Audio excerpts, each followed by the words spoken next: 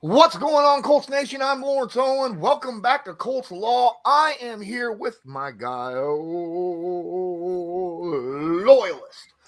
And today we actually have two shows that we're going to discuss. The first one, obviously, is the first news that dropped today. That was that the New York Football Giants signed, damn it, my favorite wide receiver on the Colts last season, which was Parris freaking Campbell. The guy I had the interview with just last week, and he's like, I've been talking to Ballard. I want to come back to Indy. I personally want to know what happened between now and when we had that discussion. Money. Yeah, that probably has a lot to do with it. Like I said to multiple people, hey, Parris, his market's pretty big, even though he had a lot of injury history and stuff like that. This wide receiver free agency market wasn't very big, and Parris had almost not quite a breakout season last year, but a pretty good receiver. But guys, ladies and gentlemen, if you're in here and I see a lot of people in here talking about Minshew. We will be talking about Gardner Minshew in the next stream, which will happen immediately after we close this one out at 7:10, 7:15. You will have a redirect right here on your screen to go talk about the Gardner Minshew signing, which obviously I've been talking about that for over a month, and a lot of y'all, we'll get into that later. But right now, this is the biggest thing about Parris Campbell signing. Loyalists, what are the Indianapolis Colts losing? Special kid. I mean, I like him. Spiritually, you sit there and the energy that he brought to the locker room, speed. I mean, this young man was arguably our fastest weapon on the field. I mean, now I'm looking at that slot receiver going, hello. Who's going to fill that void? So, looks like Ashton's going to have to. Well, to me, like I said, losing Parris, I've always been like, look, if the Colts got a receiver, I want it to be a top level receiver to elevate the room. Now it's getting much more of, hey, we need to get a couple guys in here, one top level stud and one that, let's let's give this young quarterback, hopefully, God willing, that let's give this young quarterback some weapons to throw to as far as the receivers go. Oh my, Indianapolis has lost so much already. I mean, we traded Gilmore over to the Cowboys. Bobby went with Parris over to the New York Football Giants. And then, of course, Parris, right? So those are three pretty good players that I think that the Indianapolis Colts have lost. Now, Parris Campbell obviously had his first fully healthy season last year, getting over 650 yards receiving, had a bunch of catches, top 10 in the NFL in yards per separation per route, very high catch completion percentage, a guy who was sure-handed, was able to take catches and getting hits over the middle as he's catching the football, holding on to the football and getting back up and like, all right, let's go next, There's a guy who really came into his own finally in his fourth season in the NFL, and it hurts a lot for me. But dude, Daniel Jones is getting a weapon. All right. That's one thing Daniel loves to hold the ball, wait for guys to get downfield, and his best guy is Darius Slayton. Parris Campbell's going to eat over there in New York. And you think about it, Parris Campbell, if it wasn't for all the injuries, I think honestly, he would have come out and maybe even been one of those setting the market for the season, along with Jacoby Myers and Juju Smith-Schuster. Because Parris is very gifted. He's still growing as a receiver because he was stunned by all those games missed due to injury.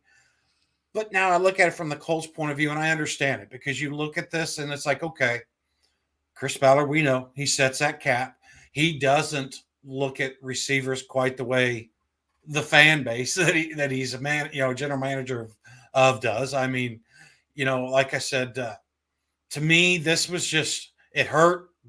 But as you sit down and you look at what is needing and stuff, I understand. And Alex Hayes up here, anyhow, where'd he go? There he goes. Sits there and he says, is it a rebuild now? And that's the thing. Chris Ballard is like, look, we're gonna have to trim some stuff here, reorganize some money, and get this thing righted because we can't go back into another 4-win season or worse. And there's talent. There is talent to be had in this draft. I mean, if any of you guys shout out to the Saddle Up, they had a great young man, Reggie Wayne's cousin, on the other night.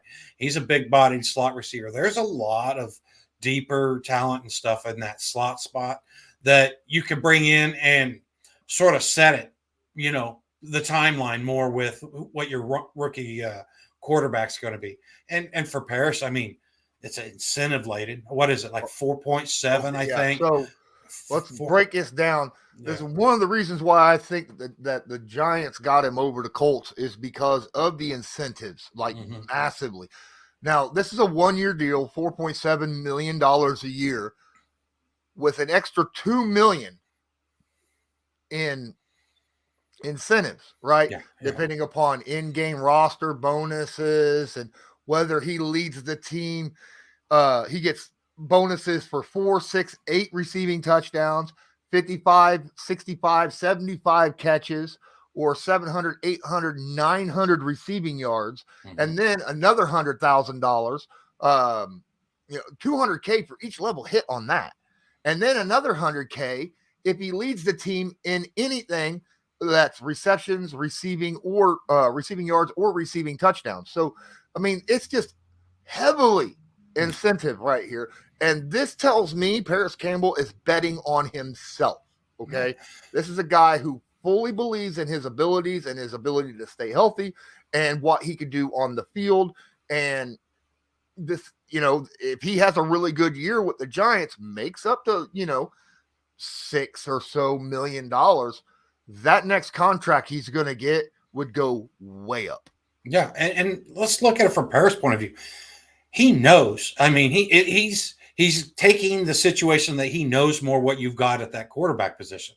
He knows that he's got Saquon Barkley in the backfield. He knows, to your point, there's not a lot of mouths to feed in the pass catcher department of that team. There was just a lot of things that made it advantageous from a business perspective for Parris.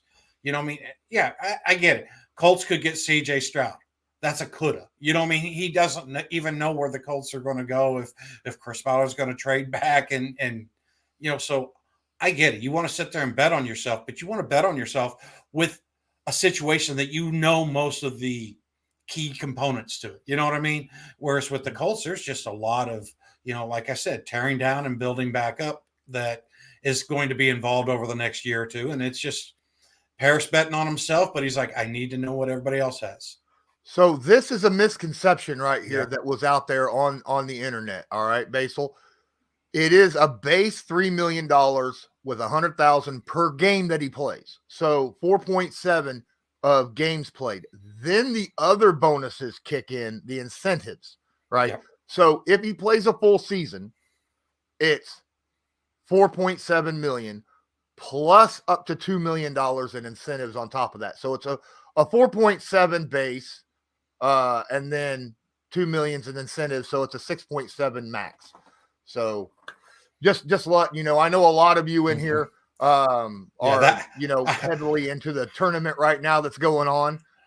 So I blame Mike Garofalo on this one, guys, because he was the first to report that it was a 3 million, and then he turned around and deleted that like 15 minutes later and gave a little bit better breakdown and stuff. And yeah, I mean, when I seen 3 million, I was like, what's up, Ballard? Yeah, I was like, come on now, you pay the water boy just a little bit less than that, So yeah, like I said, that incentive part of a thing, I don't know that the Colts could have really structured a contract in favor that, with the, like I said, with not knowing who your quarterback is and with a new coach to mention, I mean, so like I said, Parris Campbell's just like, hey, I'll go in there, I'll learn this playbook, we'll get this show going, and I'll tell you right now, I think he could get paid. I think he could hit a lot of those numbers because, like you said, it's 700, 800, and 900, and Parris Campbell's not done any more than like 663 this year, I think, or somewhere in the mid 660s this year, and prior to that, he didn't even come close due to the injuries and stuff, So I understand. I'm not happy about it. I'm sitting here trying to tell you guys what my thought process was, just to try to be able to deal with it more, because I definitely want. I mean, you remember me last year. I was Parris Campbell. I'm not even going to talk about the what if he got injured. He's going to do everything he needs to do this year, and he did, and now he's being rewarded for it, and I'm happy for him. Absolutely. And like I said, I think he's going to eat as long as he's healthy over there with the Giants. I think he's going to eat like crazy. A guy who can get downfield, get open. I mean, he's one of the best in the NFL at getting open, right? At separating from his cornerbacks that's covering him, finding open spots on the field. And he can do it downfield and in a hurry. I think Daniel Jones, with his scrambling ability, is going to hit. You're going to find Parris Campbell lighting it up downfield a lot, So I not only expect him to probably be the Giants' best receiver next year, unless they, obviously somehow get, DeAndre Hopkins or something in free agency or some crap like that. I could see him leading the team in a lot of categories. And I want to wish Parris well. Like I said, I just talked to him last week, had a nice long conversation with him. I think we was talking about doing this kind of thing right here, him and I, in the future. He said that he would come back. I wonder if he'd still come back and hang out and talk with me a little bit. That's possible, but right now he's probably doing a whole bunch of interviews with Giants people. All right.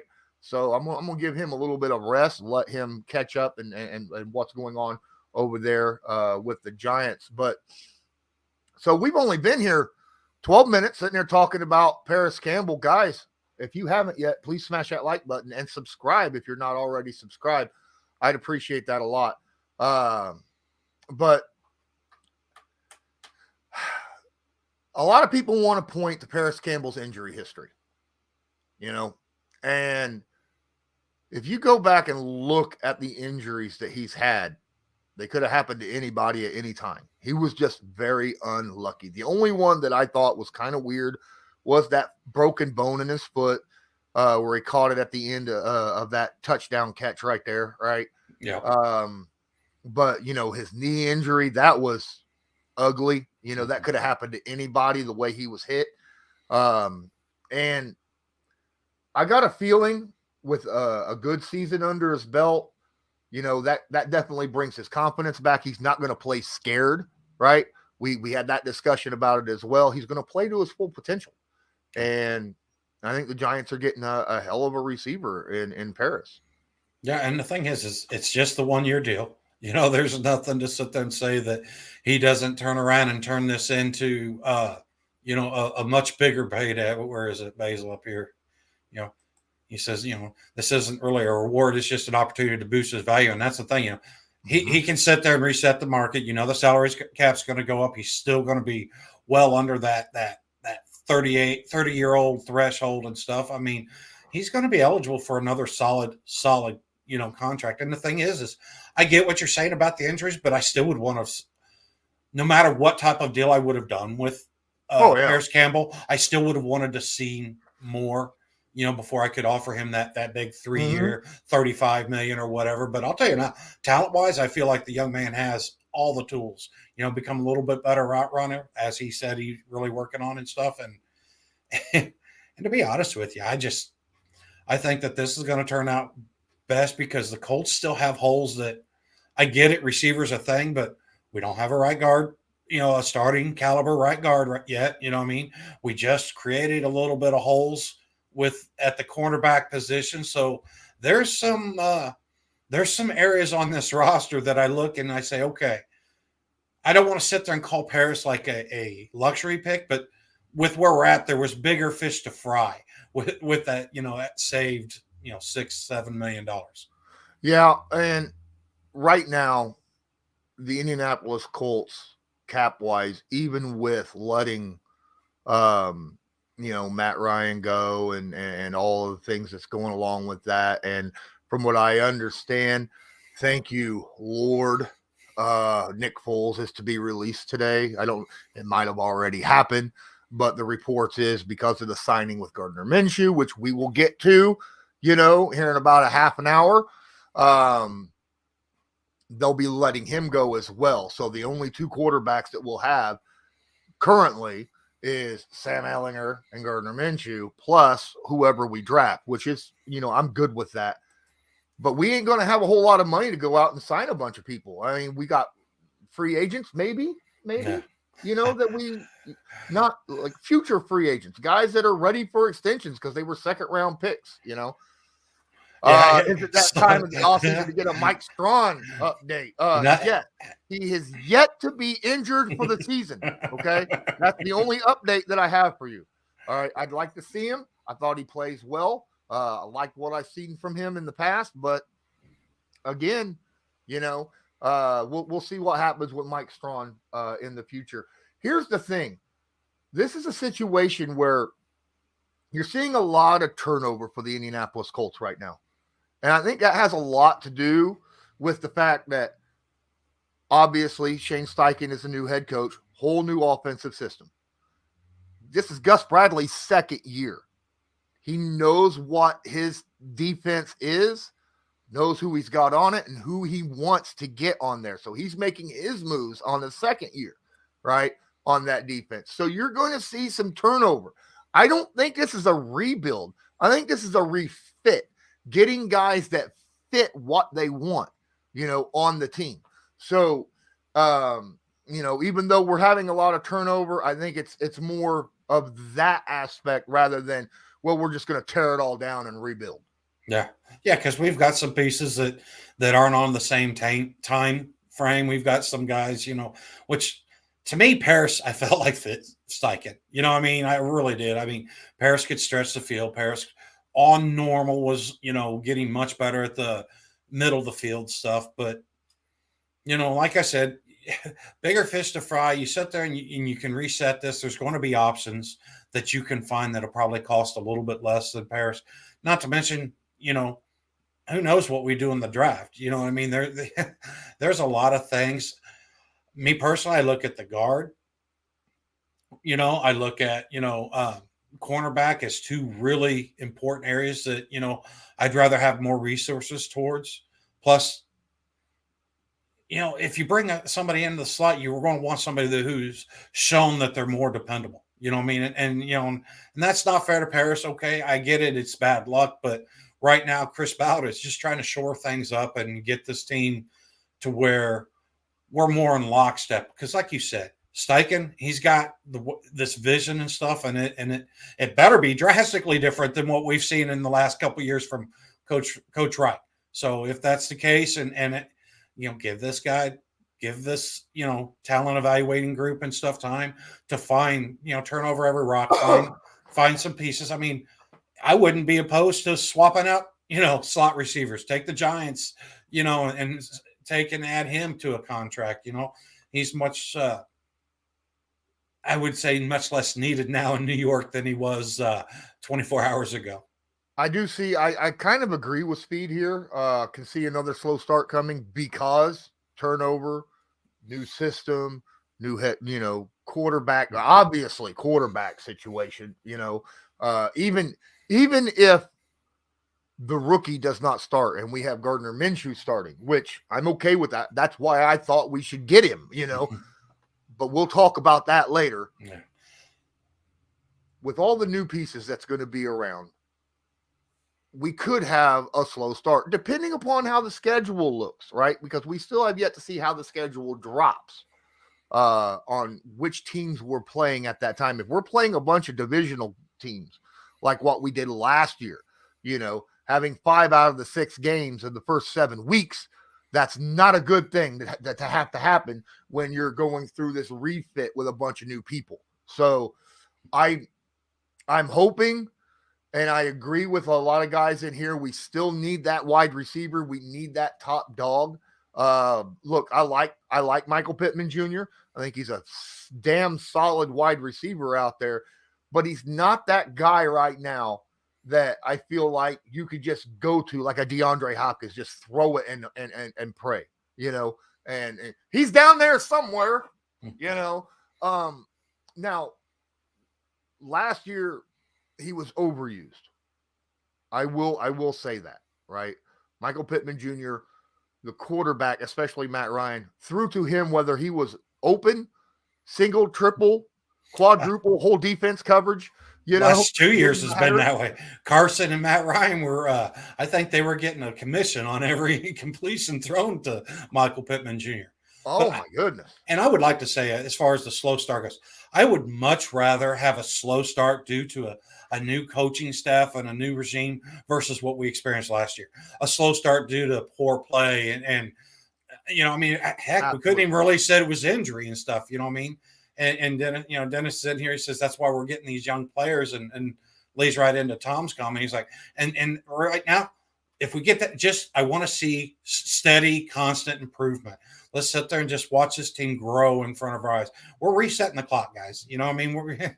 This is basically our first honest, legitimate stretch at having a regime post Andrew Luck. We've been band-aiding this thing for a while now.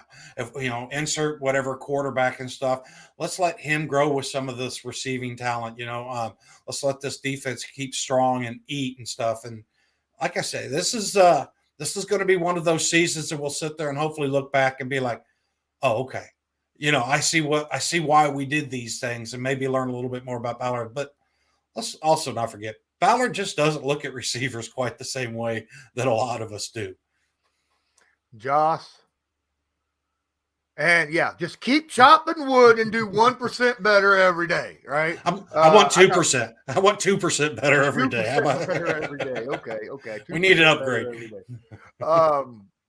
This is a team. It's going to be interesting to see in training camp. All right, when Loyalist and I go to training camp this year, it's going to be interesting because no one's going to know what this offense looks like. And we're going to get a little bit of eyeballs at training camp about how this offense could look. Now, it's not going to be a finished product during training camp, obviously. And then preseason is going to be vanilla as hell. I don't see Steichen out here going, all right, let's play the best play I have written up so far here. Game one of the preseason. That ain't going to happen. We won't see anything, probably nothing cool until week 3, week 4, week 5, when the team itself has gotten comfortable with his playbook and the scheme and the guys around them and stuff. It'll probably be pretty vanilla right up until then. But by no means are the Colts done in free agency. Oh, no. Not even close. They've been very busy so far, between losing people, trading people, signing people. I'm really happy. Last night, we just had our Patreon last night, about 2.5 hours of talking about, all the free agency stuff that was going on, guys that we had signed. You know what? We haven't even talked about the Indianapolis Colts dropping $5.5 million a year on a kicker yet. Mm-hmm. All right. How do you feel about that? Let these people out here know how you feel about dropping $5.5 million a year for the next 4 years to Matt Gay. Well, disclaimer, I'm not like Zach Hicks. I'm not full-on anti-kicker or anything. So I like sitting there and getting this, just putting this thing to bed. You know what? We got our guy, a la what we had, with Adam Vinatieri.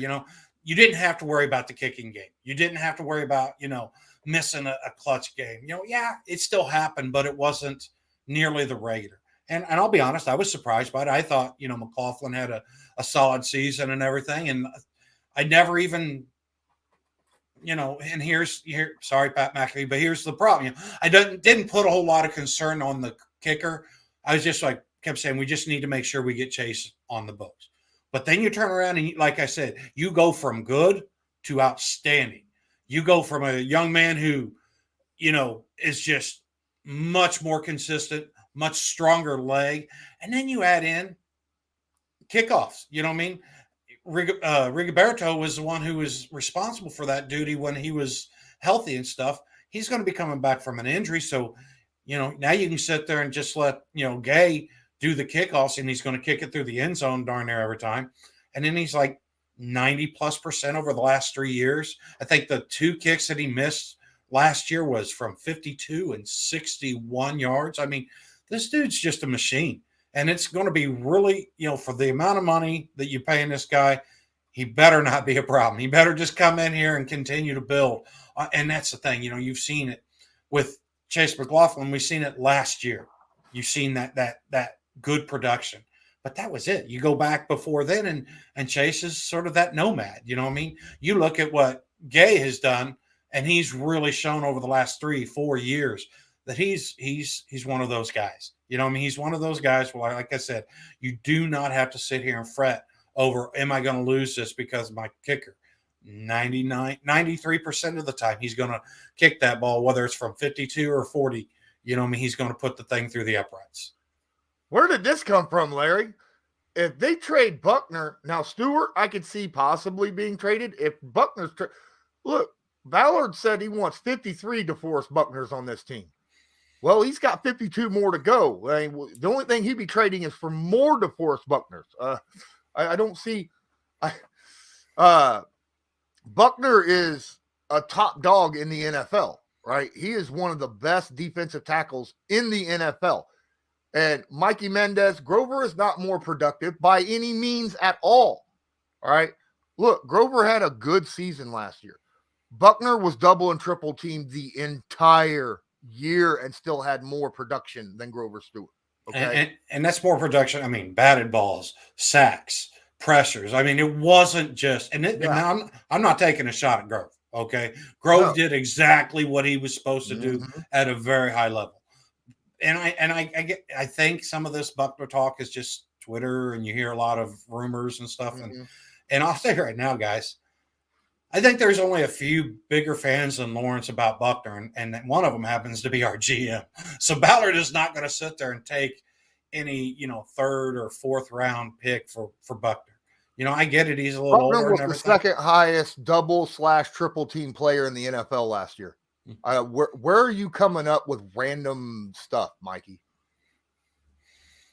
But my point is like I said, that's a lot of conjecture and rumor, and it's just it's that time of year, guys. I get it, but right now we have things that we really need to get taken care of. Like I said, that we could use to fill some free agency, and then turn around and hit it again during the draft.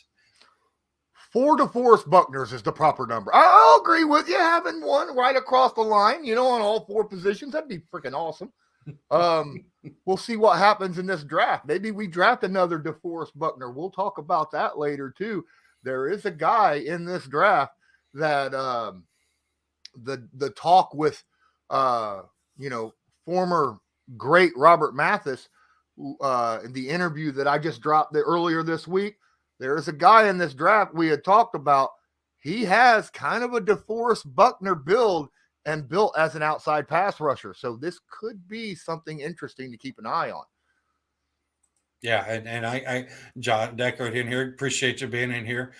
Says the right guard would be nice. Hope Ballard doesn't plan on sticking with Fries. And I would sit there and say, I'm not saying Fries is off the books as a possibility, but I definitely want somebody who can come in here and really push. And if Fries is not there, if he hasn't bulked up and got himself a little more prepared for the NFL life, then give me a Ciamolo or somebody like that he can also learn from and stuff. Mikey, all analysts are fans of people and teams and stuff like that. It is what it is. I mean, you go look, every major analyst in the NFL has a favorite player, favorite team they're a fan of, period. And they talk about it all the time, so absolutely. It's important to be a fan and be an analyst. That way you don't lose your love of the game and the team and, all that stuff. It's very important to be a fan when you're an analyst. Otherwise, there's no color comment. You're sitting here. Here's the numbers. Here's what we're going to do. I don't think that I'm not going to be a robot. All right. I'm going to give you my honest opinion, and I'm going to give you a little bit of the emotion that I'm feeling while I'm talking about what I have analyzed and studied and seen, So, but anyhow, Mikey, here we are. Mikey's just in here pushing buttons now, but no, he's not a troll. He's not a troll. He's just a person that's has strong beliefs in his way of thinking and stuff. And we'll just have to agree to disagree on this one, Mikey. But I will admit that some of your numbers don't seem to jive with Mm-hmm. my research or what I've found out. But appreciate you being here. All right, guys. So let's talk about where do we go now, wide receiver wise. We're short a wide receiver right now. Our top 3 wide receivers on the team currently: Michael Pittman Jr. and Alec Pierce, who's in his sophomore season, and then Ashton Dulin, who was also just re-signed for about a third of what Parris Campbell signed at the Giants. But where do we go? Are you comfortable with those 3 being your top dogs? Or No, like I said, this move made it to where I've always felt like just bring me a stud receiver in here. If Parris was part of the fold, elevate the whole room. I mean, really challenge Michael Pittman Jr. for that tier number 1 dog receiver. But now it's more of I want to sit there and I want to get one of these young slot receivers who are good blockers. Like I said, guys, this young man, Reggie Wayne's cousin, coming in here is an outstanding, charismatic young man. But there's multiple names that you can sit there that are very quick slot receivers that are coming up in the draft that are 6'1", 6'2", run the 40 and 4.37, and oh, by the way, that they can jump through the building. So I want to hit this in the draft, but I still want to get some veteran, and to sit there and say who, like I said, the young man from the Giants, you look at him, he's very comfortable in that slot. Thank you, Larry Brown, McCole Hardman. I'm not as much of a DJ Chark fan, but then you look at Jerry Jeudy, so there's some of those names that, I think that they would probably still be out of the Colts price range just because of our quarterback situation. But there's some nuggets in there that, you can start looking through and just give Ballard time to fill it out. Now, if we go into the draft with our receiving the same, now I'm of the thinking, hey, we might need to look at drafting 1, maybe even 2 somewhere throughout the draft, But I get it as long as we secure up some of those other needs, because the 2 big moves with Parris Campbell and Gilmore, to me, have put more stress on this year's draft, because now they've gone from, oh, hey, these are things I'm looking at, and I felt like cornerback was pretty high up there already, and then you take Gilmore out of the equation. Beg your pardon. It's like, okay, now I'm getting a little antsy about this. Now I've got to sit here and talk myself down for a minute, woosah for a few minutes and stuff. And that's where I'm at. Like I say, let's sit there and just give Ballard time to figure out, how he's going to. I mean, let's be honest, okay? If we're complaining about a 4-win team's offense, which the offense was clearly the problem last year, if we're complaining about losing some pieces on this and doing then what are we doing here? You know what I mean? And I get it. He was a fan favorite and stuff, but still, we have to go through some pains to get to where we want to be as far as a winning franchise again. Yes, it mainly starts at quarterback. And yes, sometimes the timing doesn't work. Bobby Okereke, Parris Campbell. I feel like both of them, just with their timeline and their career versus where the Colts were, it just made sense for these guys to keep on moving. And now we need to go and try to find the next Parris Campbell or better. Absolutely. Guys, we'll be talking about Gardner Minshew here in just about 10 minutes. But before we get into that, please smash this like button. There will be a redirect going once this stream is over. It'll flip straight over there. There will be a 5-minute delay between when we end here and we start the Gardner Minshew and what that means for the Indianapolis Colts stream. Okay. I don't want Galladay. Okay. I've never liked Galladay. I thought the Giants made a huge mistake. Back when they signed him, I even talked about it those couple of years ago about it. I thought that Galladay was overrated and that Matt Stafford made Galladay who Galladay was, and I was right. Okay. Or at least to this point, I've been proven right. Maybe he has a resurgence. Who knows? I know you're not a big chart guy. He's a little small for me. All right. He is a little small for me, but at the same time, Chark and Minshew have a little bit of history together. Okay. So there's that. Yeah, but I'm not getting my receiver to fit my 1 year quarterback Right. backup quarterback. I hear you on that. I hear you on that. But There's one guy I think options. There's definitely options out there. there are much better options in my opinion. We're not getting D Hop. We can't afford $30 million. Okay, because that's what he's going to end up. Even at his age, he's at the point now where wide receivers start to drop. Okay, and I love D Hop, but even he had an off season last year, right? He did.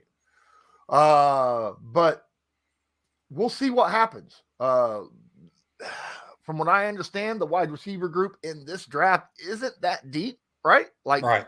top heavy wise. So same with the free agency market. So we may have to kind of dig into a little bit of Reggie Wayne might have to look at the guys we already have on our team and go, all right, it's time to turn this turd into a golden nugget. Yeah. All right.